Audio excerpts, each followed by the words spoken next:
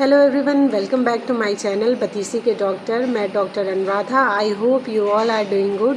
इस वीडियो में हम ओरल हाइजीन को मेंटेन कैसे रखें इस टॉपिक पे डिटेल से जानेंगे। तो इसको डिटेल से जानने के लिए मेरे वीडियो को लास्ट तक ज़रूर देखें और अगर मेरे चैनल को सब्सक्राइब नहीं करा है तो सब्सक्राइब करना ना भूलें। बहुत सारे पेशेंट मेरे क्लिनिक में आते हैं और कहते हैं कि मैं 2 बार ब्रश करता हूँ, अच्छे से दांतों की सफाई करता हूँ, रगड़ रगड़ के करता हूँ, फिर भी मेरे दांतों में कैविटी की समस्या हो रही है, मुझे पायरिया की समस्या हो रही है, ऐसा क्यों हो रहा है। तो ब्रशिंग करना एक अलग चीज़ है और प्रॉपर ब्रशिंग करना एक अलग चीज़ है। तो ओरल हाइजीन को मेंटेन रखने के लिए आपको कुछ बातों का ध्यान रखना है, ख्याल रखना है और कुछ चीज़ें इस्तेमाल करनी है आपको अपने ओरल हाइजीन को प्रॉपर मेंटेन रखने के लिए। तो उसे हम डिटेल से जानते हैं। तो ओरल हाइजीन को मेंटेन करने के लिए जो पहली चीज़ का इस्तेमाल है वो आपका डेंटल ब्रश है। डेंटल ब्रश पे आपको फ्लोराइड टूथपेस्ट का इस्तेमाल करना है और जो डेंटल ब्रश आप यूज़ करोगे उसका जो ब्रिशल है ये सॉफ्ट होना चाहिए।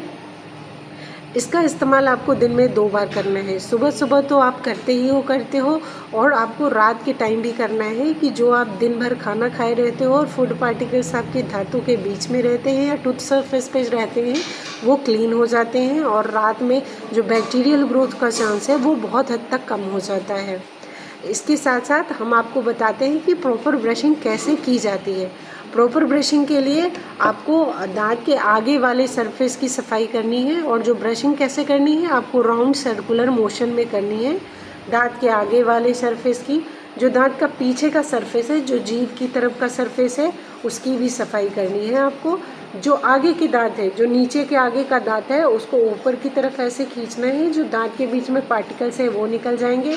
और जो आपका ऊपर का दांत है उसके आगे के पीछे वाले हिस्से को साफ करने के लिए आपको नीचे की तरफ स्ट्रोक लगाने हैं ताकि जो दांत के पार्टिकल्स हैं, दांत के बीच में पार्टिकल्स है वो आपका निकल जाए। इसके साथ साथ आपको टंग वाले एरिया को भी क्लीन करनी है ब्रश से। अगर आप ब्रश से कर पा रहे हो तो ब्रश से कर लो, यदि आपके पास टंग क्लीनर है तो उसका भी यूज़ कर सकते हो आप टंग को क्लीन करने के लिए। तो इस तरह आपको ब्रशिंग करनी है, प्रॉपर ब्रशिंग करनी है आपको दांत को अच्छे से क्लीन करने के लिए। इसके साथ साथ आप दूसरा चीज़ जो इस्तेमाल कर सकते हो दांतों की सफाई के लिए वो है डेंटल फ्लॉस। ये 2 टाइप्स में आती है, एक इस टाइप में आती है और एक थ्रेड के टाइप में आती है। जो थ्रेड को ऐसे पकड़ के दांतों के बीच में रख के आप सफाई कर सकते हो और इसका यूज़ ये काफ़ी इजी टू यूज़ करना होता है। तो इसका यूज़ आप इस तरीके से कर सकते हो। ये दांत के बीच में, जो दांत के बीच में फूड लॉजमेंट होती है उसको क्लीन करने के लिए इसका यूज़ होता है और इसको दिन में एक बार ज़रूर करना चाहिए। ये काफ़ी हद तक आपके दांत को बीच में जो कैविटी होती है और जो गम डिसीजेज होते हैं उसके चांसेस को बहुत हद तक कम कर देता है।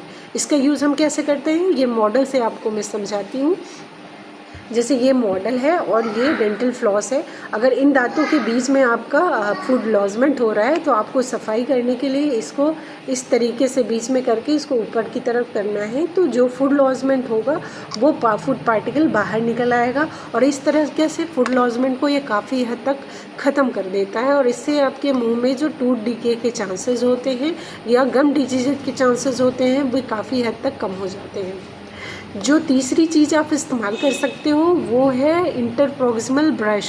इंटरप्रॉक्सिमल ब्रश का इस्तेमाल होता है जिन पेशेंट में ज़्यादा दांतों के बीच में गैप है पेरियोडोंटल इशू की वजह से, तो वहाँ पे फूड लॉजमेंट के चांसेस बहुत ज़्यादा होते हैं। तो उसकी सफाई के लिए आपको इंटरप्रॉक्सिमल ब्रश का इस्तेमाल करना है। उसे आप कैसे इस्तेमाल करोगे तो उसे इस तरीके से आपको इस्तेमाल करना है। तो जो दांत के बीच में फूड लॉजमेंट होगा, फूड पार्टिकल्स वो बाहर निकल जाएंगे इस तरह से ब्रशिंग करने से और ये आपके दांतों के बीच में कैविटी की समस्या को काफ़ी हद तक ख़त्म कर देता है और गम डिजीज़ को भी बहुत हद तक कंट्रोल करता है। जो चौथी चीज़ आप इस्तेमाल कर सकते हो वो है mouth wash, chlorhexidine mouth wash. इसमें एंटीबैक्टीरियल एंटीसेप्टिक प्रॉपर्टीज़ होती हैं तो ये काफ़ी हद तक आपके मुंह में बैक्टीरियल काउंट को कम करता है और मुंह में जो आपको कोई भी मसूड़ों में सूजन है या फिर मसूड़ों से ब्लीडिंग आ रही है, तो इसको काफ़ी हद तक आपको कंट्रोल करता है, क्योंकि इसमें एंटीसेप्टिक प्रॉपर्टीज़ होती हैं। तो इस तरीके से आप अपने ओरल हाइजीन को, इन चीज़ों का इस्तेमाल करके आप अपने ओरल हाइजीन को अच्छे से मेंटेन रख सकते हैं। और कुछ चीज़ों को आपको ख्याल रखना है, जैसे आपको शुगरी प्रोडक्ट बहुत कम यूज़ करने हैं, जैसे चॉकलेट हो गया, केक्स वगैरह हो गए, जो चीनी खाद्य पदार्थ है वो आपको उनका सेवन बहुत कम करना है। आप बहुत सारा पानी पिए, इससे काफ़ी हद तक आपके दांतों के बीच में जो पार्टिकल्स होते हैं, तो पानी की वजह से वहाँ पे फ्लॉसिंग सी हो जाती है, तो रिंसिंग हो जाती है, तो उसकी वजह से वहाँ पे फूड पार्टिकल्स हट जाते हैं, तो कैविटी के चांसेस कम हो जाते हैं। आपको एसिडिक ड्रिंक और एसिडिक डाइट भी बहुत कम लेनी है, यानी ना के बराबर लेनी है, क्योंकि ये आपके दांत के ऊपरी लेयर को डैमेज पहुंचाते हैं, डीमिनरलाइज करते हैं। इसके साथ साथ आप को स्मोकिंग, तंबाकू का चीज़ का इस्तेमाल नहीं करना है, ये भी आपके दांतों को नुकसान पहुंचाते हैं। तो इस तरीके से आप अपने दांतों का, यानी कि मुंह में अपने ओरल हाइजीन को मेंटेन रख सकते हैं और अपने दांत और मसूड़ों को मजबूत और हेल्दी बना सकते हैं। Thank you. आपको 6 महीने या 1 साल में डेंटिस्ट के पास ज़रूर जाना चाहिए अपने ओरल हेल्थ को चेक कराने के लिए कि आपका ओरल हेल्थ प्रॉपर है या नहीं है।